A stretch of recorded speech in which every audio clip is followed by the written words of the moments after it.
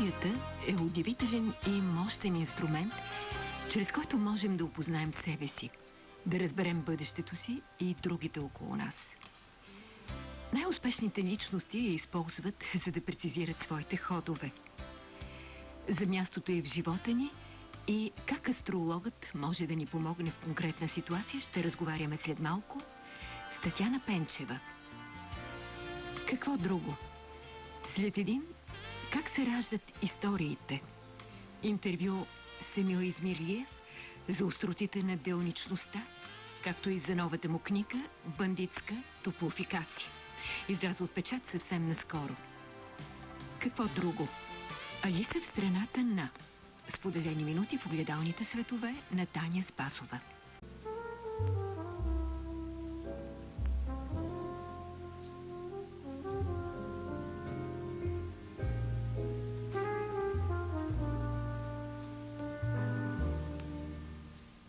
Новата книга на Емил Измирлиев «Бандитска топлофикация» с подзаглавие «Живот и престъпна дейност на октопода» и така една история щастлив финал, както се изразява авторът, се превръща в доста будливо четиво за премиери, президенти и главни прокурори, които и да са те.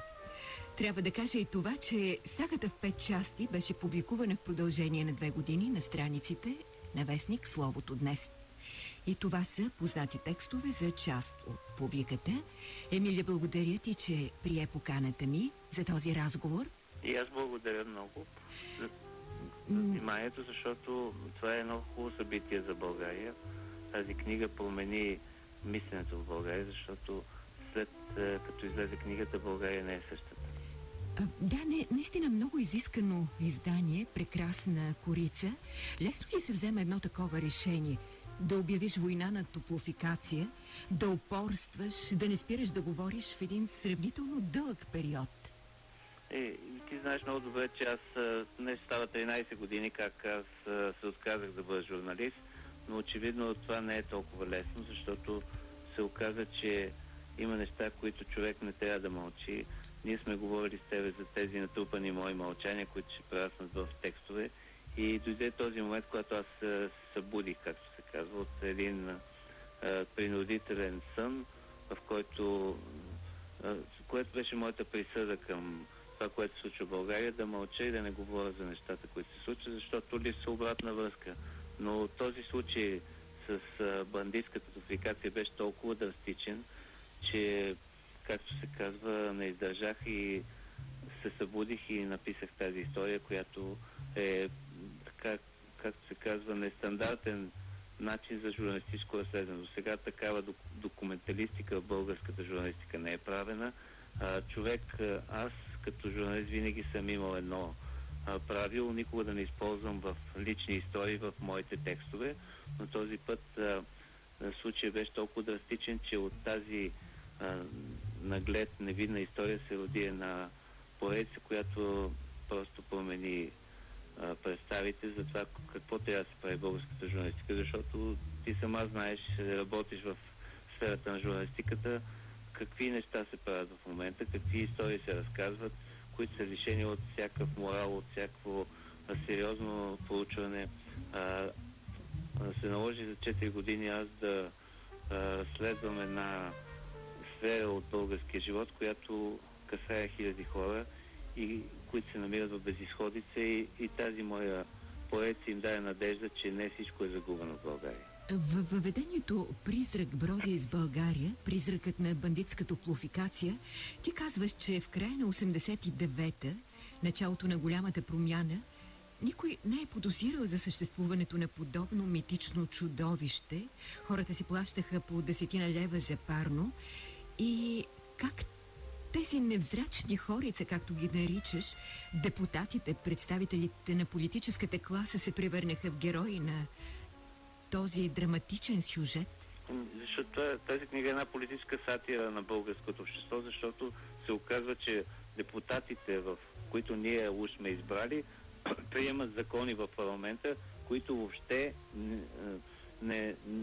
нямат никаква връзка с живия живот, с действителността, с хората, които очакват защитават техните интереси, защото всичко това, което те са приели, е против всякакви представи, против Конституцията, против законите в България, против европейските нормативни актове, като ние сме членове на Европейския съюз, би трябвало да се съобразяваме с тях. Те показват, че 5 пари не дават за български народ. И това не е само за бандитска топлофикация. Има хиляди примери, които показват, че тези хора в момента не се интересуват от хората, от българския народ. Те се интересуват само от себе си, това е много страшно. Аз мисля, че ти го казваш не за първи път. Моля? Не за първи път го казваш.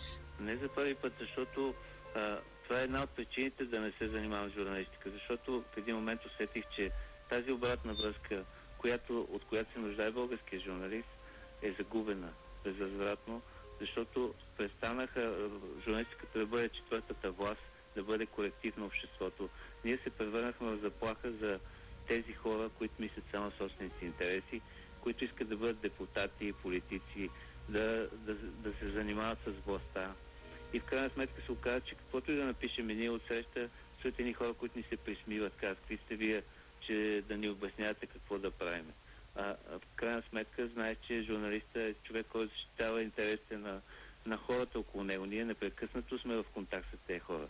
И сега, когато излезе тази книга, аз сещам как хората по друг начин поглеждат на тази история, защото те се намираха в една безизходна ситуация. Благодарение на моето разследване, те разбраха, че топлофикация не е непобедима, че с нея можем да се бориме и то много ефективно.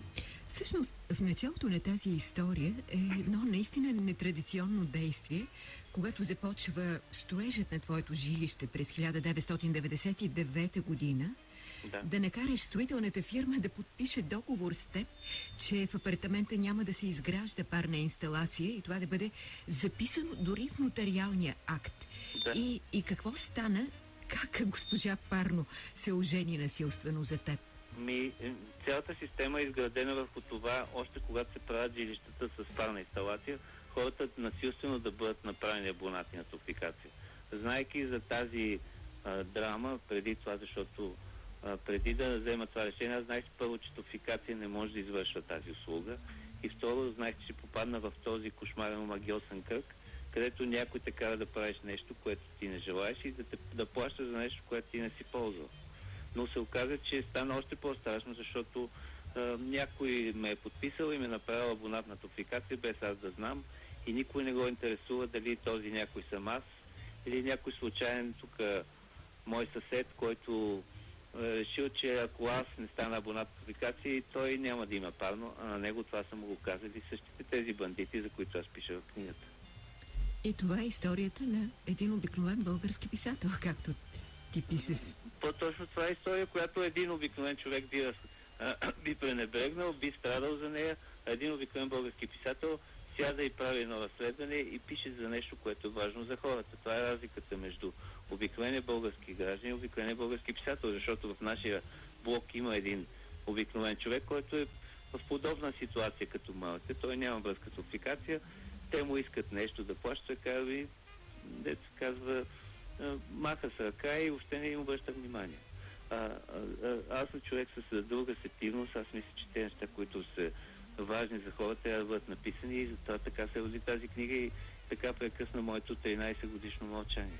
Кажи ми за най-интересните моменти около това твое необикновено разследване. Напълно най-интересният момент беше това, че аз покрай тази история се срещнах с много важни хора, от които зависи да се промени нещо в тази система. Това е една абсолютна магиосна система, в която хората не могат да излязат от нея. Това беше еврокомисария Меглена Кунева, която по ирония на съдбата беше защитник на потребители. Това беше омбудсманът на републиката тогава Гиньо Ганев, който ми каза, че аз сам съм поискал да нямам в жилището си парно, след което сам съм поискал да стана абонат на топлофикация, което сама се сещаш, че е невероятно и абсурдно да искаш нещо, което ти предварително не си искал. Отделно срещах с много хора, като министъра на икономиката се срещна в едно предание Трайчо Трайков, който ми каза, че ако на него му предложат безплатно да ползва услугите на топлофикация, той веднага ще да се съгласи. Освен това, той е дълбоко убеден, че хората крадат топлина от съседите си, че това въпроса за кой какво ползва топлификация бил много дискусионен. Друг въпрос е, че с никой от тези хора аз не можах да проведа нормален диалог, защото около тях винаги имаше услужливи журналисти, които ме прекъсваха и не ми даваха да казвам това, което искам. Парадоксално е, че едно предаване като Споделено с Камелия, което се води от една фолк-певица, направи така, че тази история да бъде разказана в ефир и да бъде показана със средствата на телевизионната журналистика в една великолепна светлина, така че и тези хора, които не знаеха за какво става дума, а повечето мислеха, че аз разказвам някаква лична история, разбраха, че нещата са много по-сериозни. Ето, дори това показва, че ние сме страна на парадоксите. Да, на абсурдите. Това е един от най-абсурдните случаи в България. Да въведеш хората да плащат нещо, което не ползват. В Бургас има един блок с 108 апартамента, които всичките са оказали от топлификация. И на тях им пращат всеки месец сметка по 87 стотинки, за това, че към тяхния блок била подадена енергия от топлификация.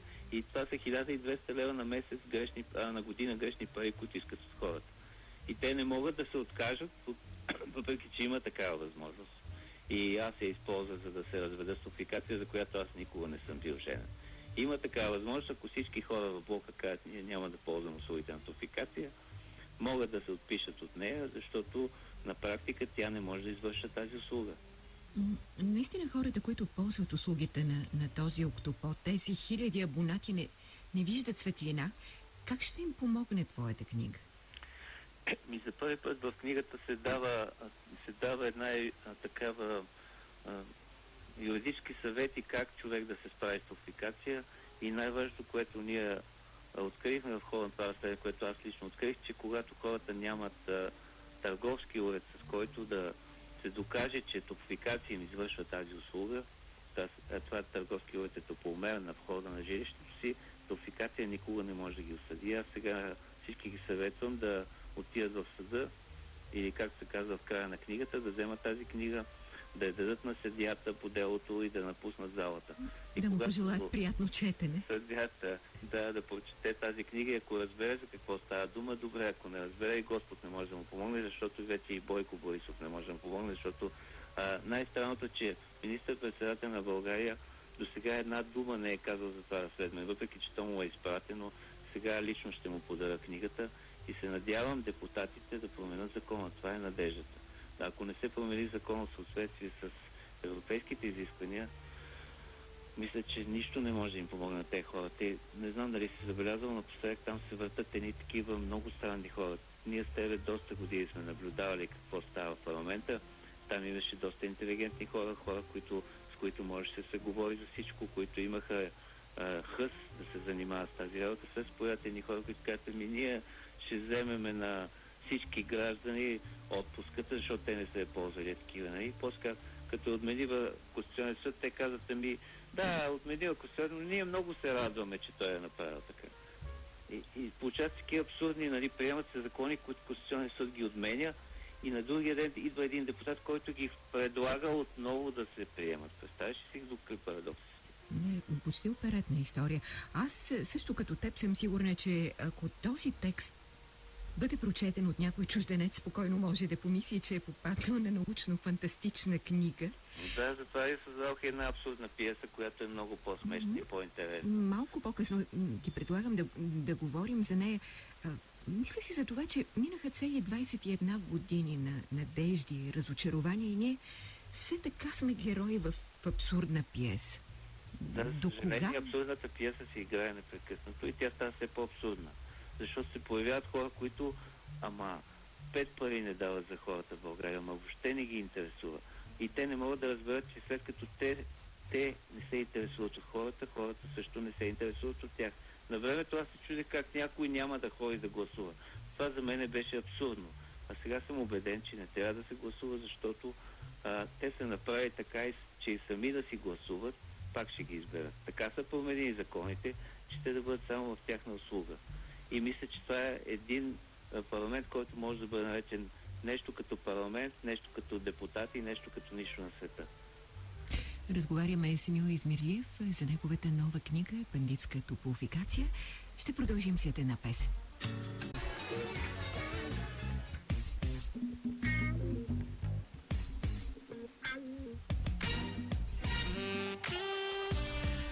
продължава нашият разговор с Емил Измирлиев за неговата книга «Бандитска топлофикация». Не само за това, разбира се. Нека да започнем сега от тук. Какво има в основата на твоето чувство за хумор и как се променя то през годините?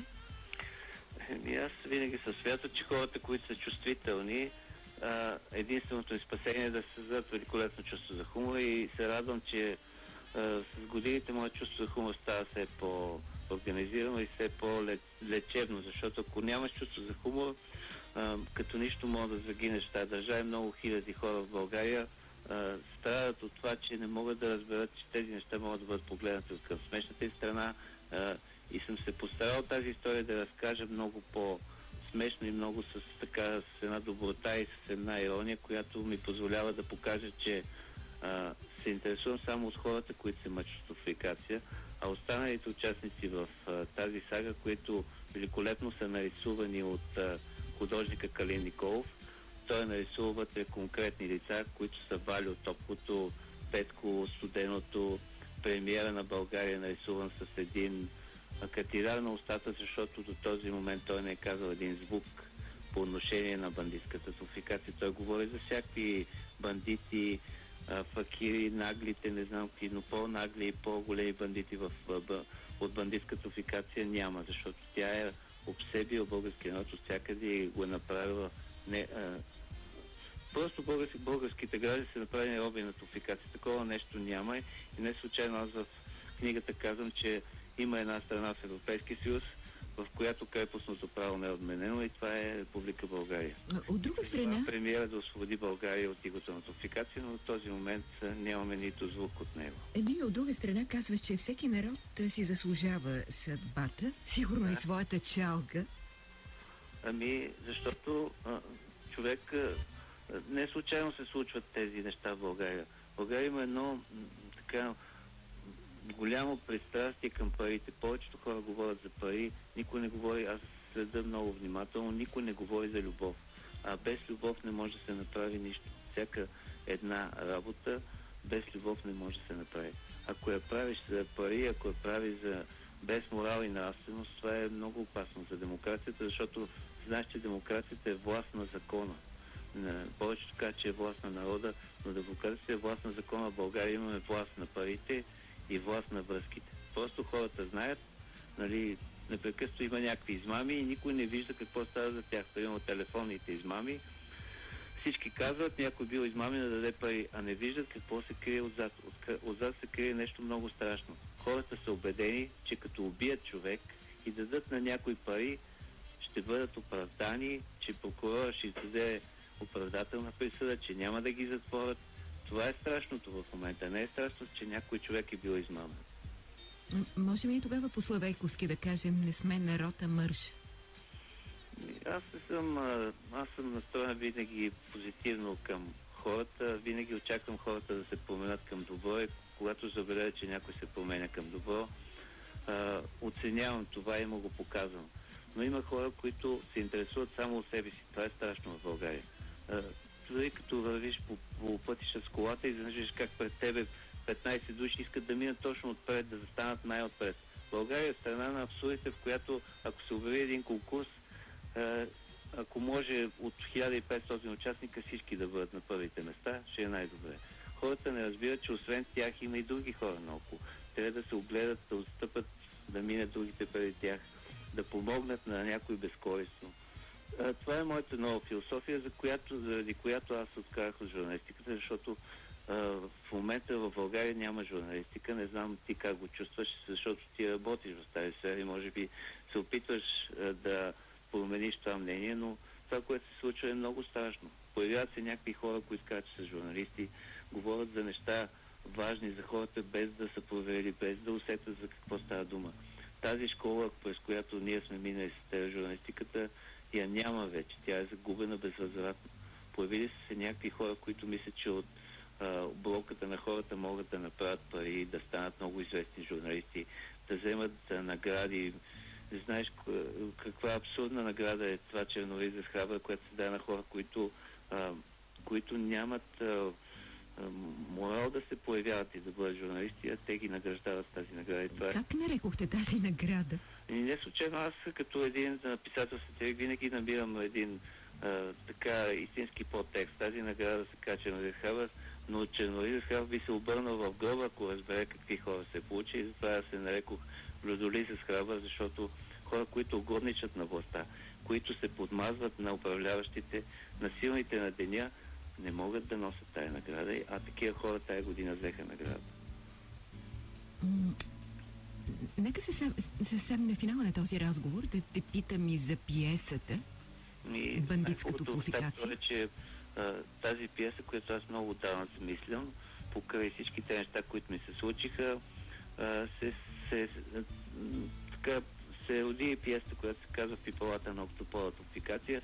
Тя е една абсурдна пиеса, която е много по-елегантна като история, като замисъл и много по-силна политическа сатира на нашето съвремие, защото мисля, че за 21 години след прехода не се е появява пиеса, в която да участва премиера като глас, да участват депутати, да участва депутат като главен герой, който си сменя костюма и в движение си сменя облеклото и се превръща от управляващата депутат на управляващата партия в депутат на опозицията и един път говори срещу управляващите, друг път говори от името на управляващите. Няма пиеса, в която шефа на парното да бъде облечен с затворнически костюм, а бившия шеф на парното Валио Топлото да носи същия костюм, но новия шеф да носи по-луксозен костюм и те нагло да заявяват, че българския народ трябва да им плаща, защото те са принудени да плащат и на общината, и на депутатите, защото не е тайна, че Топофикация е финансово подкрепила всякакви политически партии през годините, затова никой не се занимава с нея. Има и много... идеята на пиесата е много по-абсурдна, защото всъщност главното обвинение към хората е, че когато не ползват парно, те взимат топлината на съседите. Моят главен герой, отказвайки се от парното, постепенно цялата топлина идва при него и пристига един професор, който почва да прави изследване на черната дупка, в която изчезва топлината на топофикация. Това е абсурдната част на пиесата. Там вече всичко се завърта около това, как този професор иска да стане академик, а премиера участва като глас в пиесата. Той се обажда на всяко нещо, което се случва. Ако някой ви каже добър ден, премиера се обажда и казва, тук ние европейските норми и показва, че той е с бандитите. Това е много страшно в една пиеса, се каже. Да се надяваме, че в който участвам може да оцени тази пиеса, но по-важно, че тази пиеса се родила и рано или късно някой режисьор ще разбере, ще я постави. Очакваш ли все пак някакви реакции на официалните институции след излизането на тази книга? Така че преди да излезе книгата Бандитската топофикация, аз съм изпратил всички текстове до по-важните хора в България, като се почне премиера, главния прокурор, шефовете на комисии в парламента, които могат да променят закона в полза на хората. Дали са им намекнал, че ако променят, могат да имат някакви политически дивиденти. Ако ти кажа, че в този момент никой не е отговорил на тези текстове, дори не е казал, че ги е получил, това ще бъде най-голямото обвинение към тях, защото не можеш да получиш такъв текст и да не се интересуваш какво се случва. Но сега, като излезе книгата, пак ще им бъде подарена. Надявам се най-накрая министър-председателя да прочете, защото знаеш, че всички към него се обръщат, като стане нещо. Аз лично до този момент не съм разбрал, че той е прочел нещо от тези текстове. Това беше Емил Измирлиев в разговор за неговата нова книга Бандитска топофикация. Благодаря ти. И накрая само ще